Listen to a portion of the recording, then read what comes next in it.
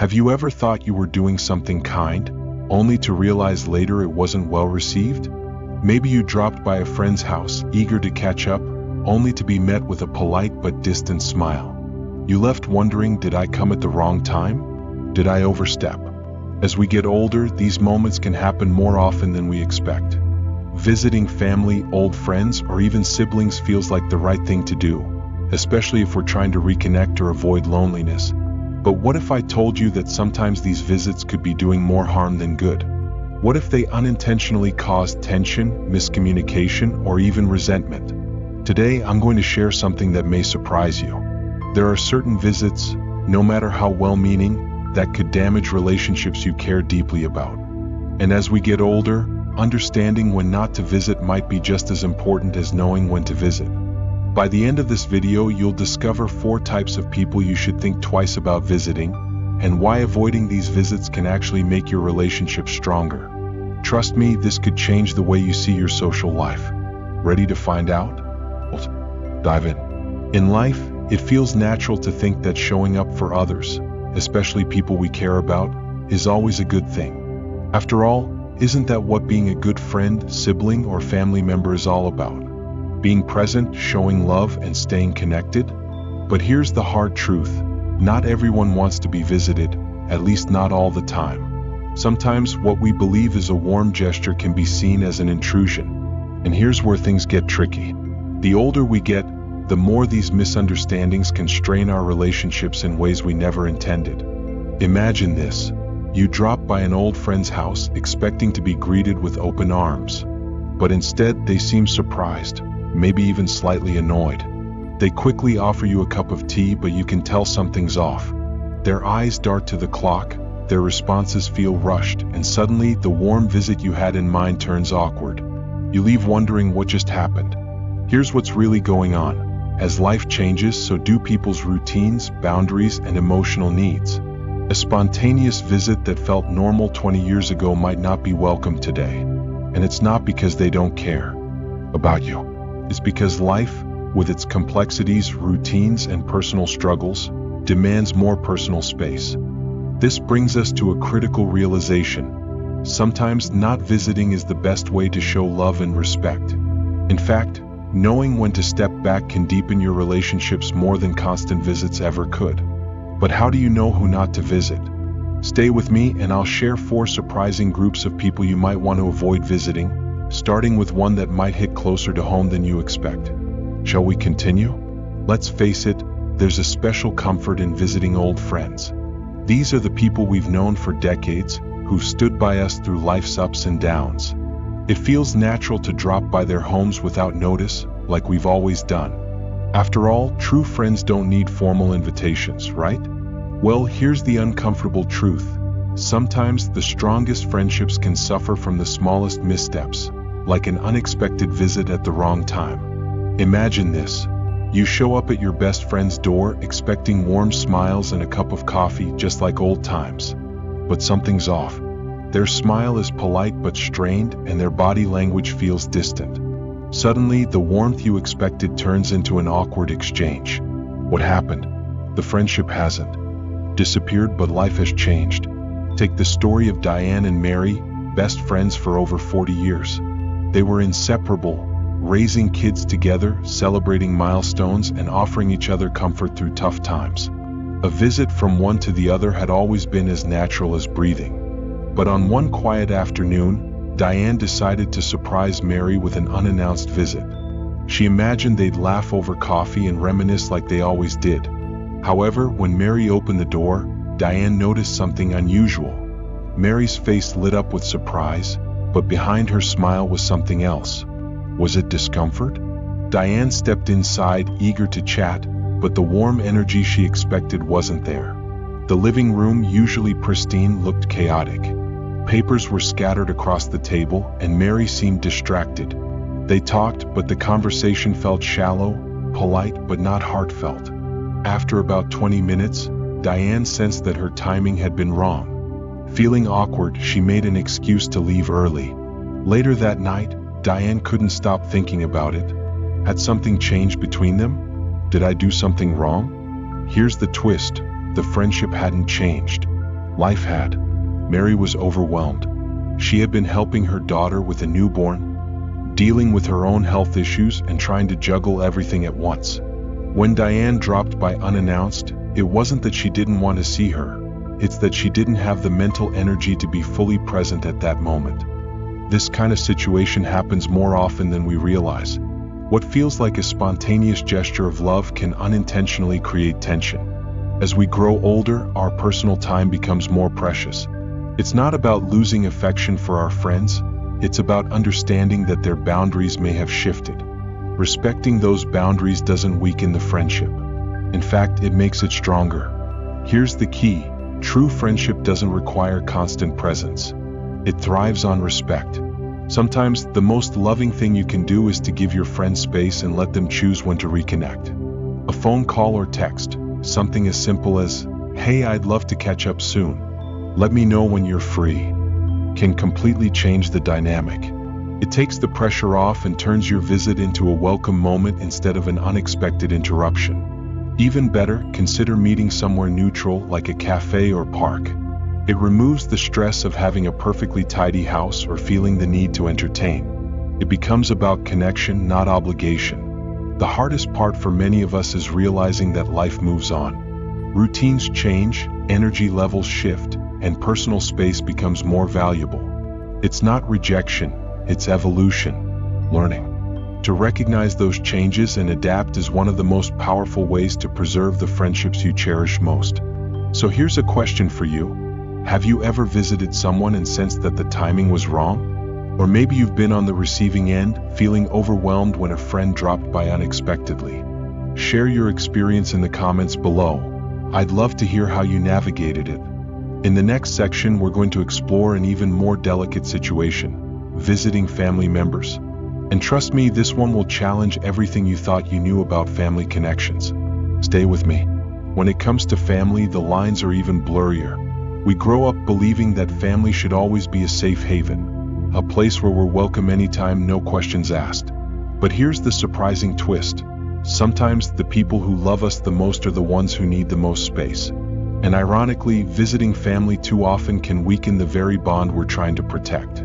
Let's talk about Paul, a 64-year-old retiree. After decades of working long hours and sacrificing time with his loved ones, Paul was thrilled about retirement. He finally had time to reconnect with family and rekindle the relationships he had put on hold. His plan? Spend more time visiting his relatives, especially his younger brother, Richard. It seemed like the perfect idea. Paul had always been close to Richard. They'd shared childhood memories, survived life's ups and downs together, and remained tight even when their careers kept them busy. So one afternoon, Paul decided to drop by Richard's house with a box of cookies. A little surprise visit to catch up. But things didn't go as planned. When Richard opened the door, Paul noticed a hesitation. Richard greeted him with politeness but lacked the usual warmth. His wife, Mary, offered tea, but the conversation felt different. Polite but distant. Paul tried to brush it off, but the awkwardness lingered. The warm, familiar connection he had expected never quite materialized. Later that night, Paul replayed the visit in his mind. He couldn't shake the feeling that something had changed. Had Richard and Mary grown cold? Did I do something wrong? The truth wasn't what Paul expected, yet it taught him one of the most valuable lessons about family dynamics. Here's the plot twist. It wasn't about Paul. It was about the stage of life Richard and Mary had entered. Retirement had given them a slower, quieter rhythm, one they had carefully crafted. Their days were filled with small routines, peaceful solitude, and time to reflect. Paul's visit, though well-meaning, had disrupted that delicate balance. It wasn't that they didn't want to see him, it was that the spontaneity of his visit felt like an intrusion on their carefully guarded peace. And here's where things get complicated. Family relationships are filled with love and history, but they also come with layers of expectation and obligation. When you visit too often, especially without an invitation, it can unintentionally create pressure. Even family needs breathing room. Think about it. Have you ever felt a little drained after a family visit? Not because you don't love them, but because the energy it takes to host and entertain can be overwhelming. That's exactly what happened to Richard and Mary. They weren't rejecting Paul, they just needed space to protect the quiet life they had built. So, how do you avoid falling into this trap? First, redefine what staying connected looks like. It doesn't have to mean constant visits. A thoughtful phone call, a handwritten card, or even a scheduled lunch can be just as meaningful without the stress. Second, be mindful of timing. If your relative seems hesitant when you suggest a visit, take it as a gentle cue. Give them the gift of choosing the right moment. Finally, learn to be okay with silence. Sometimes, the most loving thing you can do is give people space to live their lives without feeling obligated to host you. True family love doesn't fade with fewer visits. It grows deeper when it's based on understanding and respect. So here's a question for you. Have you ever felt the tension of too many family visits? Or have you been on the other side, needing space but unsure how to ask for it without hurting feelings? Let me know in the comments. In the next section, we'll talk about visiting siblings, a relationship that comes with its own set of challenges. You might be surprised by how tricky this one can be. Stay with me.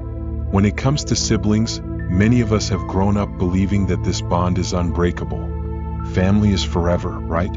These are the people who know us inside and out, who shared our childhood, our secrets, and countless memories.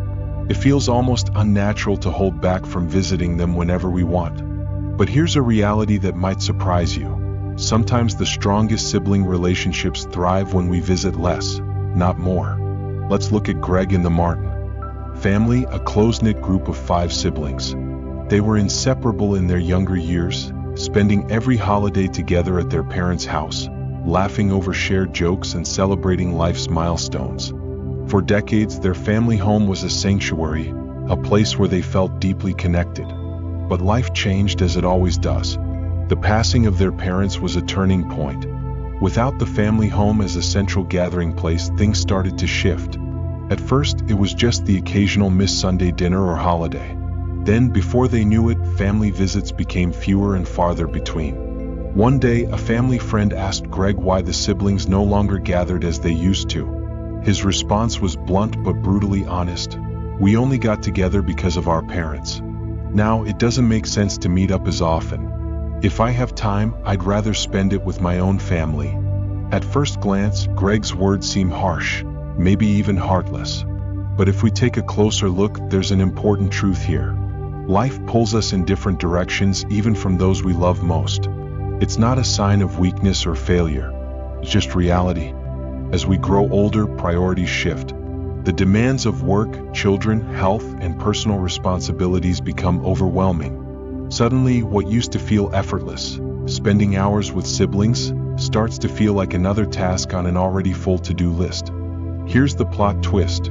Visiting too often can sometimes create resentment rather than connection. It can add pressure to a relationship that might already be stretched thin by life's challenges. A sibling who feels obligated to host or entertain every time you visit might start to feel drained, even if they love you.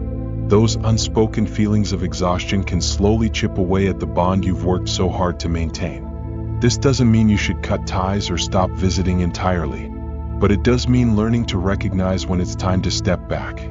Sometimes, giving each other space is the healthiest thing you can do. So, how do you strike the right balance? First, redefine what it means to stay close. Just because you're not physically present doesn't mean you're disconnected. A quick text or call to check in can be more meaningful than a long, draining visit. Second, ask yourself what kind of visit you're planning. Is there a purpose? A reason to connect beyond routine? If not, consider waiting for a better time. A well-timed visit with intention can be far more powerful than frequent, aimless ones. Lastly, accept that relationships evolve. It's okay for sibling dynamics to change. It doesn't mean you love each other any less. It just means you're adapting to new stages of life. Here's something to think about. When was the last time you felt truly connected to a sibling? Was it during a long visit, or was it in a brief but meaningful moment? A shared laugh, a heartfelt conversation, or even a short message? If you've ever experienced this shift in sibling dynamics, I'd love to hear about it. Leave a comment and tell me how you found balance in these relationships. In the next section, we'll touch on a situation that might catch you off guard: visiting people who love their space a little too much. This one could spark some serious debates, so don't miss it. We all know someone who keeps their home in perfect condition. The kind of person who has every item neatly arranged, every surface spotless, and a place for absolutely everything. At first glance, it might seem charming, even admirable. But what many don't realize is that for some people, their meticulously maintained home is far more than just a physical space. It's their sanctuary, their emotional safe zone, and an unexpected visit can feel like a serious disruption. Take Ryan, for example. He's 68, a retired accountant who has spent most of his life valuing precision and order. His home reflects that. Every piece of furniture is thoughtfully placed, every shelf perfectly organized. For Ryan, this isn't just about keeping a clean house. It's about creating a peaceful retreat from the unpredictability of the outside world. His home is his calm in the storm. One day, his cousin Amanda decided to drop by unannounced. Amanda was the complete opposite of Ryan, spontaneous, carefree, and far less concerned with neatness. Needed to borrow some money and figured it wouldn't be a big deal to stop by for a quick favor. After all, they were family. Amanda rushed in, chatting away, and headed straight for the bathroom to freshen up. In her hurry, she accidentally knocked over a bottle of lotion on the counter. It spilled onto the floor, just a tiny mess barely noticeable to most people. Amanda wiped it up quickly and thought nothing of it. But for Ryan, that small spill felt like something much bigger. It wasn't just about the mess, it was about what the mess represented. His carefully curated space had been disrupted. What had been a calm, orderly environment now felt unsettled. The sanctuary he had worked so hard to maintain suddenly seemed different. Here's the plot twist. It wasn't really about the lotion spill. It was about emotional boundaries. Ryan's home was more than a place to live. It was an extension of his inner world, a reflection of his need for peace and control. Amanda's unannounced visit broke that sense of order. It wasn't that Ryan didn't want to help his cousin. It was that the visit felt intrusive and overwhelming in a way Amanda never intended. That evening, Ryan couldn't shake the feeling of unease. He sat down and reflected on what had happened. He wasn't angry at Amanda, but something had clearly been thrown off balance. It wasn't about the accident in the bathroom, it was the fact that she hadn't given him the chance to prepare for her visit. It left him feeling invaded, even if it was just a small thing. For someone like Ryan, home is a sacred space, carefully crafted to bring calm and stability. When someone visits without notice, or leaves even the smallest disruption, it feels like an emotional breach. It's not about being rigid or unfriendly. It's about protecting the peace they've spent years building. So how can we handle situations like this without damaging relationships? First, always give a heads up. A quick text or phone call, "Is now a good time?" shows respect for their time and space. It gives them the opportunity to prepare, both physically and emotionally. Second, be mindful of their environment. If you do visit, be extra considerate. Take off your shoes if they prefer it, avoid touching or rearranging things, and leave everything as you found it. These small gestures show that you understand and appreciate their need for order. Finally, don't take it personally. For many people, a tidy home is about emotional well-being, not just appearances. Respecting that isn't just about politeness, it's about showing you care about their comfort. Here's something to think about. Do you know someone who needs their space to be just right? Have you ever accidentally crossed a boundary without realizing it? Or maybe you're like Ryan, and your home is your sanctuary. How do you maintain those boundaries without hurting feelings? Let me know in the comments. I'd love to hear your experiences. In the next section, we'll wrap everything up and talk about how these small acts of respect can transform your relationships, making them deeper, healthier, and more meaningful. Stay with me. As we get older, life teaches us one powerful lesson. Relationships aren't just about being present, they're about being intentional. Knowing when to show up and, more importantly, when to step back can make all the difference. The stories we've shared today are not about avoiding the people we love. They're about respecting the natural rhythms of life and finding healthier, more thoughtful ways to connect. When you respect someone's time, space, and emotional boundaries, you're giving them a precious gift, the freedom to be their true selves without pressure. And trust me, that gift is far more meaningful than any unannounced visit could ever be. Remember, not every visit is about proximity. A phone call, a letter, or even a shared cup of coffee at the right time can strengthen relationships more than constant physical presence ever could. It's about quality, not quantity. So here's my challenge for you. Take a moment to reflect. Is there someone in your life who might need a little more space? Or perhaps someone you should reach out to with intention? You don't need grand gestures. Sometimes it's the quiet, thoughtful actions that mean the most. I'd love to hear your thoughts. Have you experienced any of the situations we talked about today? How do you maintain boundaries while keeping your relationship strong? Share your story in the comments. And if you found today's discussion helpful, please like this video, share it with a friend, and don't forget to subscribe to the channel. Your support means the world to me, and I can't wait to share more lessons and insights with you in the next video. Thank you for watching, and I'll see you next time. Take care and be kind to yourselves.